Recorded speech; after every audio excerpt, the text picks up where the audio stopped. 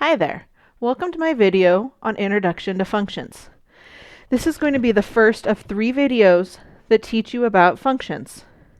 This first video is going to focus on the vocabulary that we're going to be using with functions and will help you be able to identify what a function is and use function notation. So first, we have some vocab. When we're talking about functions, we're going to be talking about ordered pairs. And here you see 2 different vocab words that both begin with a set of ordered pairs. So ordered pairs, that's your XY combination. So that when we go on a grid, we're going to be talking about coordinates on a coordinate grid. Now these coordinates could be written on a grid, they could be written in a list or in a table. Now, if we're just talking about a set of ordered pairs, that's going to be a relation. So any grouping that we have of coordinate pairs is automatically a relation. But some relations are special and they get to become functions. So what a function is a set of ordered pairs in which each input, and input is always our x coordinate, has exactly one output, and output is y. So what that means is if I were to make something like a table,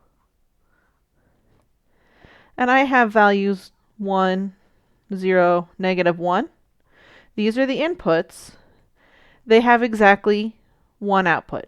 So 2, 4, 6. That's an example.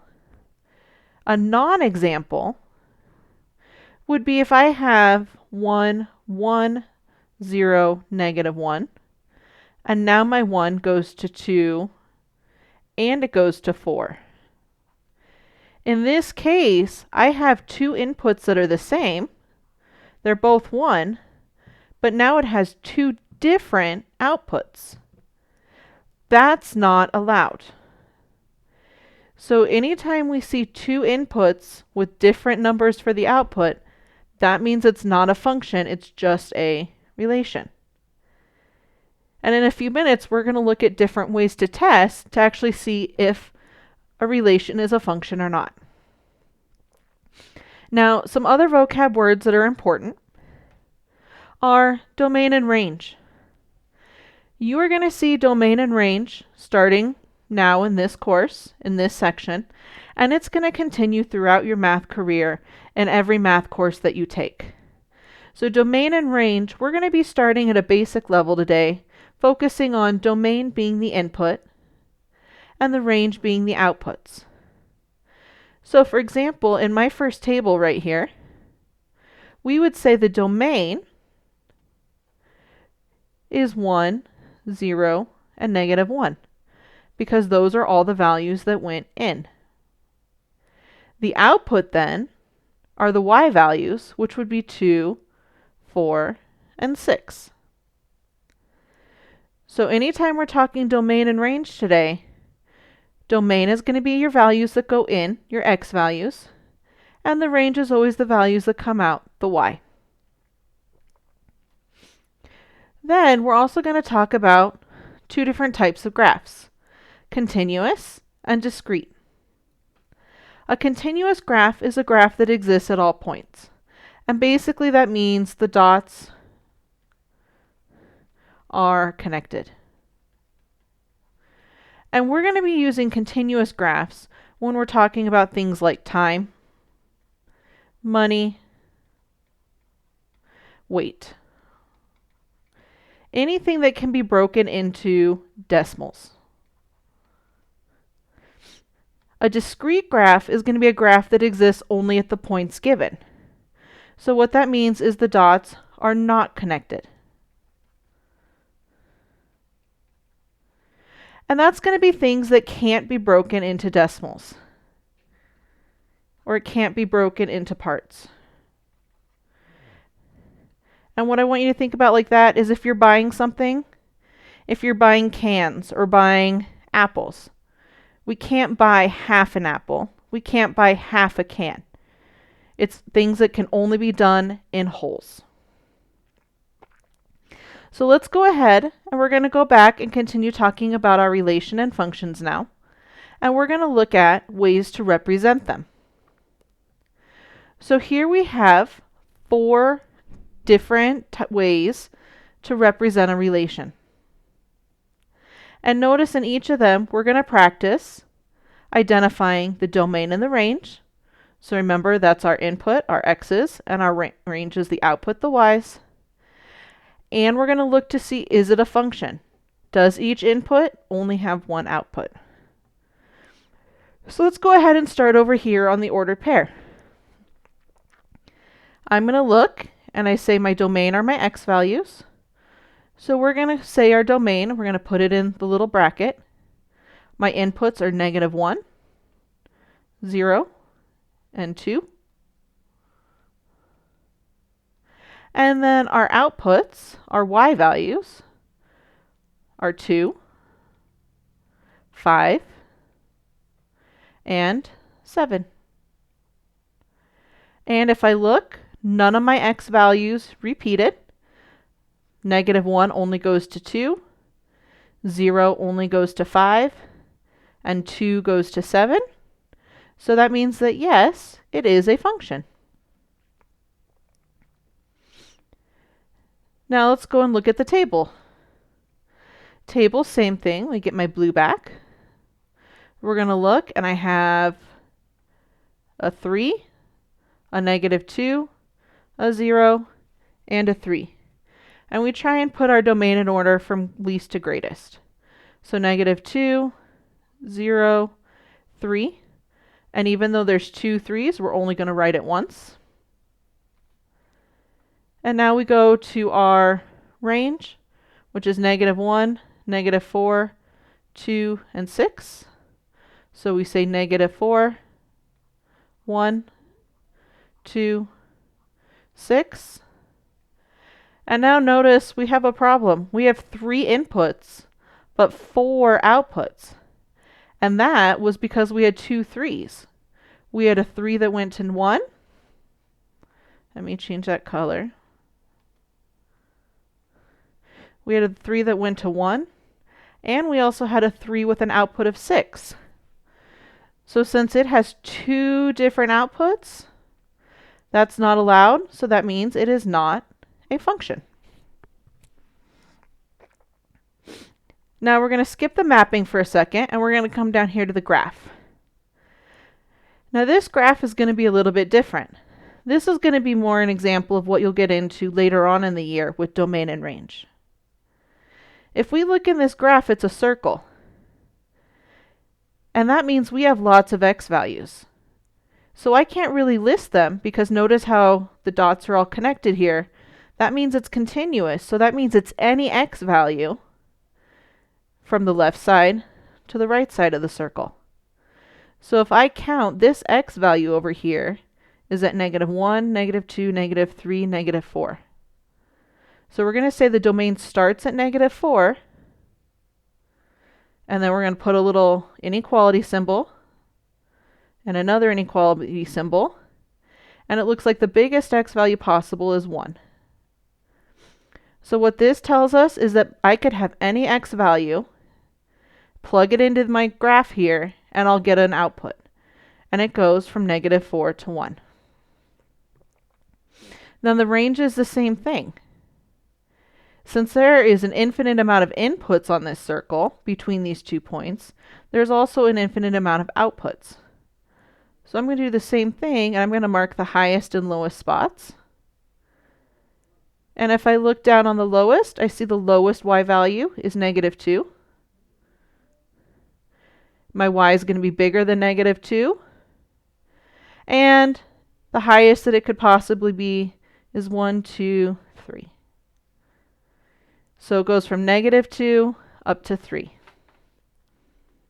Now the function on this one, if we look, I can see, like right here where I put my red dots, that this is at about -2. And when it's at -2, it's down here at -2, and it's up here at 3. So since those 2 points are in a line together, that means that we have 2 outputs for the same input. So that means that no, it's not a function. And this actually has a special name that we'll talk about pretty soon. Now our last way to represent a relation is actually our first way to test if a relation is a function. So grabbing my blue again, if we look, here's our inputs, and they're already in order, -7, 0, 3. And our range, our outputs, that's going to be this second column here, is going to be 1 and 2. Now this one at first you might want to say, no, it's not a function because the numbers don't match. But it is a function because each input has only one output. -7 goes to 2, so that coordinate pair is -7, 2. 0 only goes to 2, and 3 only goes to 1. So this is in fact a function. It's okay if things go to multiple y values as long as the x's are different. So now let's look at the 2 ways to identify a function. Our first test is what we just did, that mapping diagram. And here we have the same example we just looked at. So each in can only go to 1 out. So you can have 3 arrows leaving and going to only 2. What we can't have is we can't have only 2 arrows going to 3 numbers this way. We can't have that -7 going to 2 numbers and then a third one going to another. As soon as you see multiple arrows leaving the same number, it's not a function. Now, the second test is the one that we saw in the graph. That's called a vertical line test. And remember, vertical line means up and down this way. For a vertical line test, we're going to graph the points, and once they're on a graph, we want to draw a vertical line. If that vertical line hits the graph that they give us at more than 1 point, it's automatically not a function. And it could be anywhere in the graph. Anywhere that you see it's going to hit it twice, that automatically means it's not a function, even if the rest of it looks like it is. So these are your 2 tests that you're going to use to help you identify a function. So remember here, 2 arrows, oops, not hours, 2 arrows from input to output is not a function. And if the line hits the graph twice, that's also not a function. So here we're going to do a quick mapping diagram to help us practice, is the relation a function? So our mapping diagrams don't have to be anything fancy, just a couple of circles with our x and our y. And we'll go through and put the numbers. -2, -1, 1, 2.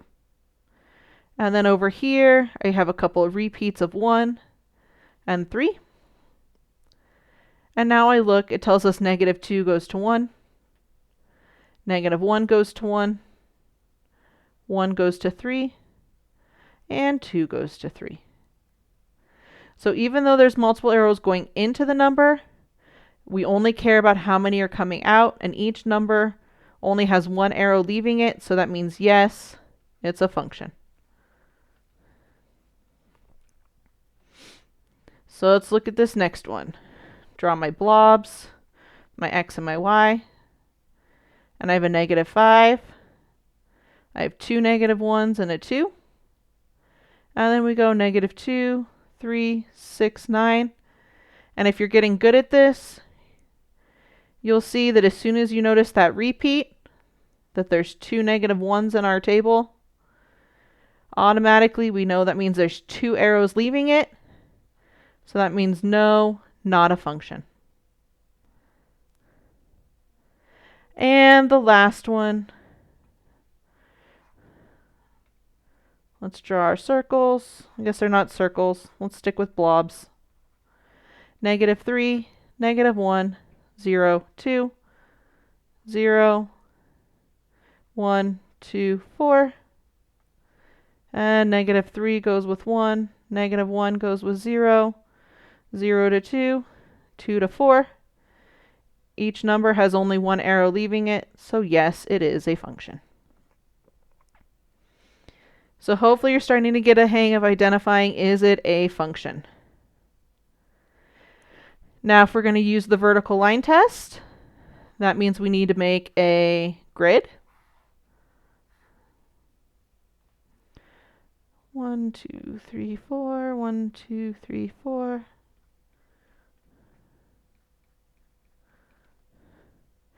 And I'm going to go ahead and graph these. 0, 1. Remember, x goes first, then the y. 2, 3. 2, 6. 4, 2. And 6, 3 we'll just put out here. So now what I'm going to do is I'm going to draw a vertical line through each set of points here.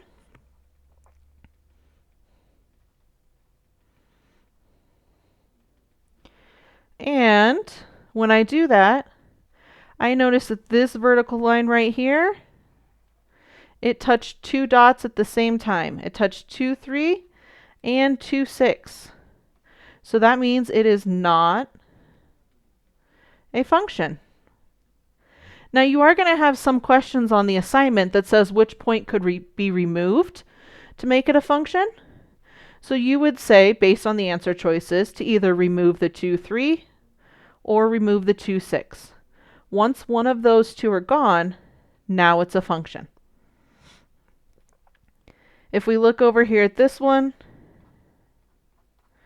we have points at 3, 1, 1, 3, another 1, 3, and another 1, 3. Now this one looks a little tricky.